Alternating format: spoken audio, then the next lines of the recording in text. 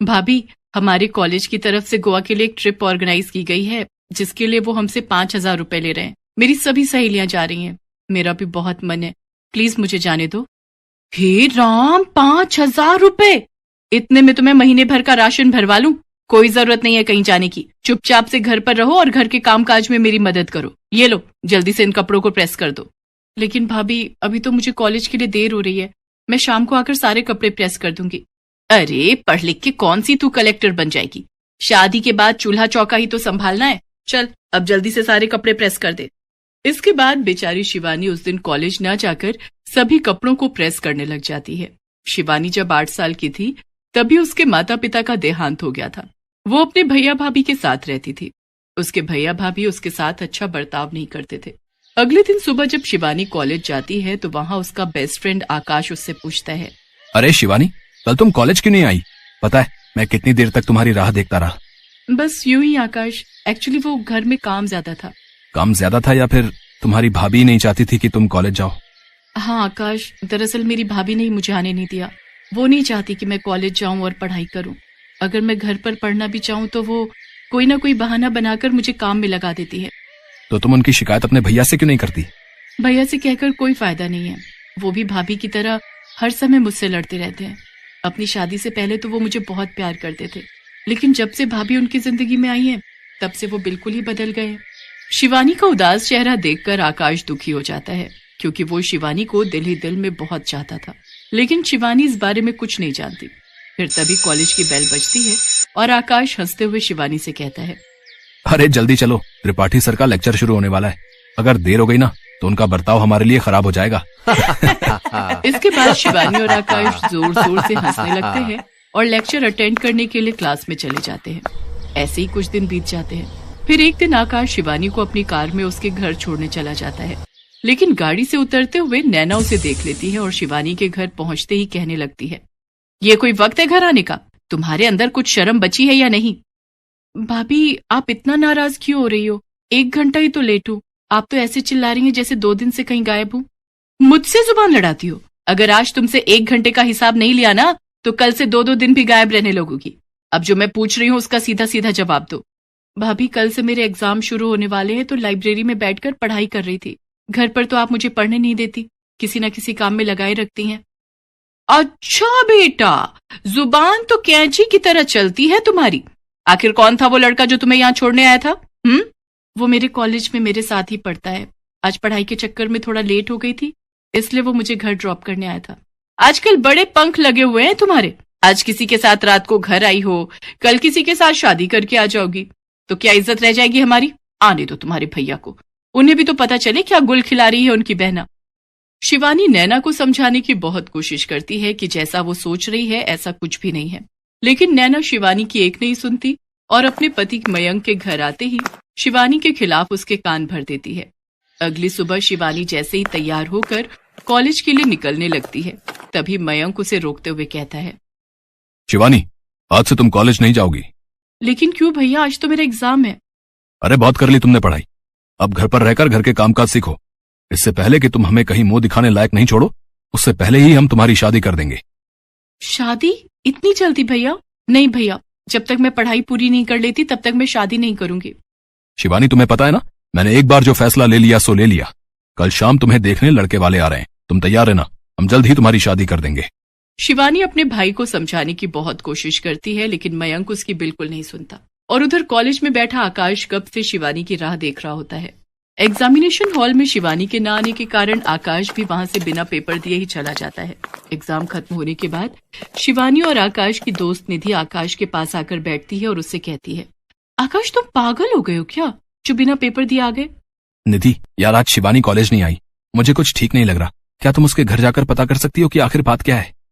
हाँ, क्यों नहीं, चली जाऊंगी मैं। लेकिन ये तो बताओ, जब तुम शिवानी से इतना प्यार करते हो तो उसे बोल क्यों नहीं देते? हाँ, तुम सही कह रही हो।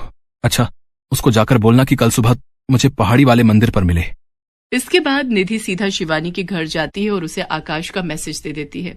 अगले दिन सुबह शिवानी आकाश से जाकर मंदिर में मिलती है और रोते हुए उससे कहती है, आकाश, मेरे भैया भाभी जबरदस्ती मेरी शादी एक अनपढ़ तलाकशुदा मर्द के साथ कर रहे हैं, और तो और उसके 2 बच्चे भी हैं। क्या? लेकिन वो ऐसा क्यों कर रहे हैं? क्योंकि उसके पास बहुत पैसे हैं और उन्हें लगता है कि अगर मेरी शादी अमीर घर में हो जाएगी तो उन्हें भी किसी चीज की कमी नहीं होगी। निधि ने मुझे सब बता दिया है और अब इस दलदल से निकलने का सिर्फ एक ही रास्ता है कि तुम अपने भैया भाभी का घर छोड़ दो। लेकिन फिर मैं कहाँ जाऊंगी? भैया के अलावा इस दुनिया में मेरा है ही कौन? तुम मेरे घर चलो शिवानी, मैं सच कह रहा हूँ, मैं तुम्हें कभी किसी चीज की कमी नहीं होने दूंगा। लेकिन आकाश, तुम्हारे घर पर इस तरह रहना लोग क्या कहेंगे? तुम्हारे घर वाले क्या सोचेंगे? नहीं, मुझे ठीक नहीं लग रहा। शिवानी, आज हम मंदिर में खड़े हैं और मैं भगवान के सामने तुमसे कुछ भी झूठ नहीं कहूंगा। मैं तुम्हें बहुत प्यार करता हूँ और जिंदगी भर तुम्हारे साथ रहना चाहता हूँ। क्या तुम मुझसे शादी करोगी? शिवानी, मैं भगवान को साक्षी मानकर उम्र भर तुम्हारा साथ निभाने का वादा करता हूँ। तुम्हें हर हाल में खुश रखूंगा और हमेशा तुम्हारा साथ दूंगा। आकाश की बात सुनते ही शिवानी दंग रह जाती है और कुछ कह पाती उससे पहले ही आकाश कुमकुम उठाता है और उससे शिवानी की मांग भर देता है। आकाश की बातों ने शिवानी का मन भी जीत लिया। शायद उसे जिंदगी में पहली बार किसी ने इतना प्यार दिया था और वो राजी खुशी आकाश के साथ मंदिर में अग्नि को साक्षी मानकर शादी कर लेती है। शादी करने के फौरन बाद शिवानी आकाश के साथ अपने घर पहुंचती है तो उसकी भाभी उसको देखते ही जोर जोर से छाती पीटने लगी। हाय राम, ये क्या कर डाला इस लड़की ने, हमें कहीं मुंह दिखाने लायक नहीं छोड़ा। जिस बात का डर था वही हुआ, इस लड़की ने हमारे मुंह पर कालिक पोत दी। अच्छा, जब तुम पैसों की खातिर मेरी उस तलाकशुदा बच्चों के पिता से शादी करवाने जा रहे थे तब कुछ नहीं, और अगर मैंने अपनी पसंद के लड़के से शादी कर ली तो तुम्हारे खानदान की इज्जत मिट्टी में मिल गई। शिवानी, ये तुमने अच्छा नहीं किया। अब निकल जाओ मेरे घर से और फिर कभी मुझे अपनी शक्ल भी मत दिखाना। आज से तुम हमारे लिए मर गई। मर तो मैं आपके लिए उसी दिन गई थी भैया जिस दिन भाभी ब्याह कर इस घर में आई थी। बस ये बात कहने में आपको कई साल लग गए। इसके बाद आकाश शिवानी को अपने घर लेकर जा रहा होता है। तभी गाड़ी में बैठी शिवानी आकाश से पूछती है, आकाश, तुम्हें डर नहीं लग रहा? मुझे तो बहुत डर लग रहा है। ना जाने तुम्हारे मम्मी पापा क्या कहेंगे, पता नहीं वो हमारे रिश्ते को अपनाएंगे भी या नहीं। तुम घबराओ नहीं शिवानी, ऊपर वाले ने चाहा तो सब ठीक ही होगा। घर पहुंचते ही आकाश गाड़ी से उतरता है और शिवानी की तरफ का गेट खोलते हुए उसे बाहर आने के लिए कहता है। शिवानी घबराई हुई धीरे धीरे घर के दरवाजे तक जाती है तो देखती है कि एकदम से उनके ऊपर फूलों की बारिश होने लगती है और उसकी सास हाथ में आरती की थाल लिए खड़ी होती है। शिवानी ये सब देखकर दंग रह जाती है। आकाश के मम्मी पापा ने बहुत ही अच्छे से शिवानी का स्वागत किया और तोहफे के रूप में उसे सोने के गहने भी दिए। इसके बाद शिवानी और आकाश ने माता पिता के पैर छूकर उनका आशीर्वाद लिया। फिर शिवानी ने आकाश से पूछा, आकाश, अब तो बता दो ये सब क्या हो रहा है? तुम्हारे मम्मी पापा गुस्सा होने की जगह हमारी आरती उतार रहे हैं। मुझे तो कुछ समझ नहीं आ रहा। बताता हूँ बाबा, सब बताता हूँ। दरअसल मैंने अपने माता पिता को तुम्हारे बारे में पहले ही बता दिया था और उन्होंने ही मुझसे कहा था कि मैं आज ही तुमसे शादी कर लूं और तुम्हें उनकी बहू बनाकर इस घर में ले आऊं। और ये सब तैयारी, ये भी उन्हीं का ही आइडिया था। ओहो, तो इसीलिए मंदिर में मेरे जवाब का इंतजार किए बिना ही तुमने मेरी मांग में सिंदूर भर दिया, ताकि मेरे पास मना करने का कोई कारण ही ना रहे। हाँ, मेरे मम्मी पापा सुबह से इन सब तैयारियों में लगे हुए थे।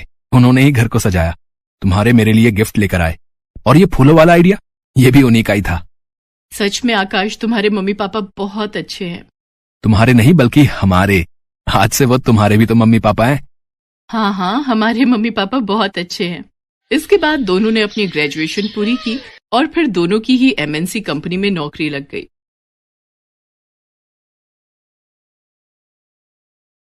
आज मौसम बड़ा खुशनुमा था। हल्की हल्की बारिश हो रही थी। राहुल की माँ पकौड़े तल रही थी। आज राहुल कई महीनों बाद घर जो आया था। वो दिल्ली में जॉब करता था। घर के हॉल में राहुल और उसके पापा बैठे क्रिकेट मैच देख रहे थे। तभी माँ भी पकौड़े लेकर हॉल में आती हैं और फिर राहुल की शादी की चर्चा छेड़ देती हैं। देख राहुल, अब तेरी जॉब भी अच्छी चल रही है और शादी की उम्र भी हो गई है। इस बार तो हाँ कर दे ताकि हम लड़की देख सकें। हाँ, और नहीं तो क्या। अभी शादी नहीं करेगा तो कब करेगा? बूढ़ा हो जाने के बाद। राहुल भी दिल्ली में अकेला रहता रहता थक चुका था। उसे भी साथी की जरूरत महसूस हो रही थी, इसलिए उसने भी शादी के लिए हाँ कर दी। माँ ने तो पहले ही एक लड़की पसंद कर ली थी। लड़की का नाम था नंदिनी। नंदिनी और उसका परिवार भी दिल्ली में ही रहता था और नंदिनी भी राहुल की तरह ही जॉब करती थी। ठीक समय पर बड़े धूमधाम से राहुल और नंदिनी की शादी हो गई। नंदिनी बहुत संस्कारों वाली लड़की थी। अपने सास ससुर को माँ बाप की तरह ही सम्मान करती थी। नंदिनी को पाकर राहुल और उसके माता पिता सब खुश थे। शादी के बाद 2 हफ्ते तो घूमने फिरने में ही बीत गए। फिर राहुल और नंदिनी लौट गए और उसके माता पिता गांव में ही रह गए। इस तरह 3 साल कैसे गुजर गए किसी को पता भी नहीं चला। राहुल और नंदिनी छुट्टियों और तीज त्योहारों में माता पिता से मिलने गांव आते रहते थे। इसी बीच राहुल ने देखा कि उसके माता पिता की उम्र ढल रही है। मम्मी पापा की तबीयत अब ठीक नहीं रहती। इनका अकेले इस तरह से यहां रहना ठीक नहीं। ये सोचकर उसने नंदिनी से कहा, नहीं, मैं मम्मी पापा को भी अपने साथ दिल्ली लाना चाहता हूं। हाँ, क्यों नहीं, ये भी तो उनका ही घर है। दोनों यहां रहेंगे तो उनकी अच्छे से देखभाल हो जाएगी। तुम उन्हें जितनी जल्दी हो सके यहां ले आओ। उस दिन नंदिनी के सास ससुर आने वाले थे। राहुल उन्हें स्टेशन लेने गया था। नंदिनी घर के बाहर खड़ी उनका इंतजार कर रही थी। तभी उसके बगल के फ्लैट में रहने वाली उषा वहां आई। अरे नंदिनी, ये इस तरह घर के बाहर खड़ी इतनी बेसब्री से किसका इंतजार कर रही है? आज मेरे सास ससुर आने वाले हैं। कितने दिनों के लिए? वो तो अब यही रहेंगे। क्यों अपने पांव पर कुल्हाड़ी मार रही है? सास ससुर के आने का मतलब है सारी आजादी का छिन जाना और बस दिन भर उनकी सेवा करती रहना। अच्छी तरह सोच लेना, ये जो गलती तुम करने जा रही हो उससे बाद में पछताना ना पड़ जाए। उषा इतना कहकर वहां से चली गई। वो 1 नंबर की दुष्ट और झगड़ालू स्वभाव की औरत थी। उसकी खुद के सास ससुर से कभी नहीं पटी थी, इसलिए अपने पति के साथ अलग रहती थी। पति से भी उसका अक्सर झगड़ा होता रहता था। आसपास के लोगों से भी उसकी नहीं बनती थी। सिर्फ नंदिनी से ही थोड़ी बहुत बातचीत हुआ करती थी उसकी। नंदिनी के सास ससुर आ गए। महीने 2 महीने तो सब कुछ ठीक चलता रहा, मगर धीरे धीरे उषा की बात नंदिनी के मन में खटकने लगी। वही सास ससुर जिन्हें वो अपने माता पिता की तरह प्रेम करती थी, अब उसे बोझ लगने लगे थे।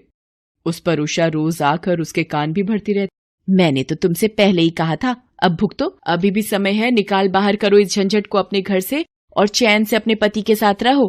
अब तो नंदिनी और राहुल का रोज झगड़ा होता था। मुझसे नहीं सहा जाता है ये सब। 2 महीने हो गए हमें कहीं बाहर घूमने गए हुए। मैं इस तरह से नहीं रह सकती। आखिर मेरी भी कोई जिंदगी है। दिन भर ऑफिस का काम करो और फिर घर आकर तुम्हारे माता पिता की देखभाल करो। मुझसे नहीं हो पाएगा ये सब। पागल हो गई हो क्या तुम? वो मेरे मम्मी पापा है, कोई गैर नहीं। इस उम्र में जब उन्हें हमारी सबसे ज्यादा जरूरत है तो तुम कहती हो कि मैं उन्हें वापस गांव में मरने के लिए छोड़ाऊं। ऐसा नहीं हो सकता। तो फिर तुम बने रहो श्रवण कुमार, मुझसे ये सब नहीं होगा। मैं मायके चली जाऊंगी। हाँ, चली जाओ, यहां किसे परवाह है। उन दोनों का झगड़ा राहुल के माता पिता ने सुन लिया। पापा ने राहुल को बुलाया और कहा, हमारी वजह से अपने घर की शांति बिगाड़ने की कोई जरूरत नहीं है बेटा। हम लोग कल ही गांव चले जाएंगे। तुम हमारी फिक्र मत करना, हम लोग ठीक रहेंगे। राहुल ने मम्मी पापा को समझाने की बहुत कोशिश की, मगर वो लोग तैयार नहीं हुए और अगले दिन ही गांव के लिए निकल गए। बेचारा राहुल मन ही मन रोता रह गया। इस घटना के कुछ दिनों बाद जब नंदिनी ऑफिस में थी तब उसका मोबाइल बजा। दूसरी तरफ नंदिनी की माँ थी। वो रोते हुए बोली, हेलो नंदिनी बेटा।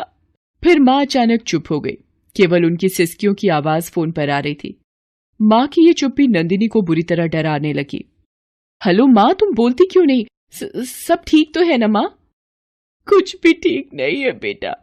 तेरे भैया और भाभी ने मुझे और तेरे पापा को घर से निकाल दिया है। दोनों सड़क पर मारे मारे फिर रहे हैं। तू जल्दी से इधर आ जा बेटा। मैं अभी आती हूँ माँ। नंदिनी झटपट जाने को उठती है। जाते समय राहुल को भी फोन कर सारी बात बता देती है और कहती है, तुम भी जल्दी से वहां पहुंचो, मेरा दिल बहुत घबरा रहा है। नंदिनी के माता पिता भी दिल्ली में ही रहते थे, इसलिए नंदिनी को उन तक पहुंचने में ज्यादा देर नहीं लगी। अपने माँ बाप को फुटपाथ पर मायूस बैठा देख जैसे नंदिनी के तन बदन में आग लग गई। उसने अपने माता पिता को उठाया और सीधे अपने मायके गई और बाहर से ही चिल्लाई, अरे ओ भाभी, शर्म नहीं आई तुम्हें? अपने बुजुर्ग सास ससुर को धक्के खाकर मरने के लिए छोड़ दिया तुमने सड़क पर। तुम होती कौन हो मेरे माता पिता को उनके ही बेटे के घर से निकालने वाली?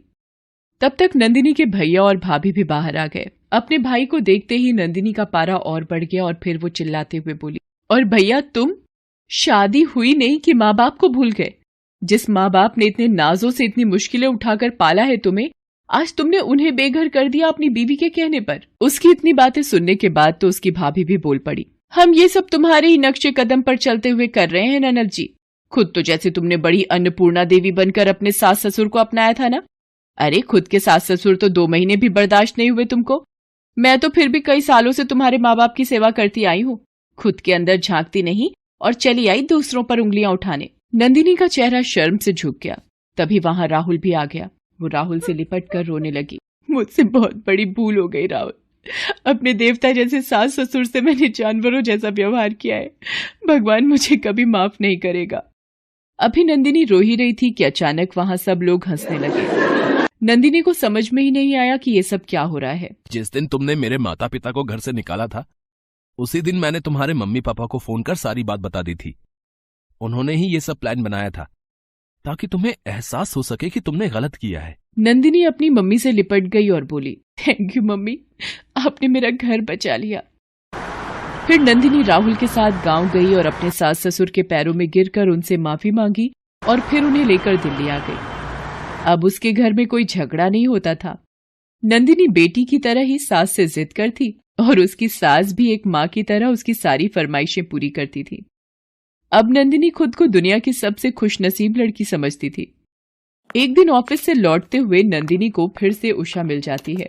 मैं और मेरे पति तो आज बाहर खाना खाने जा रहे हैं, मगर अफसोस तुम तो बाहर जा ही नहीं सकती। तुम्हारे सास ससुर अकेले जो हो जाएंगे। मेरे घर में मेरे सास ससुर नहीं, मेरे माता पिता रहते हैं, जो फिलहाल खाने पर मेरा इंतजार कर रहे हैं। तुम क्या समझोगी कि अपने भरे पूरे परिवार के साथ खाने में कितना मजा आता है। फिर नंदिनी हंसते हुए आगे बढ़ गई और उषा उसका मुंह ताकती रह गई।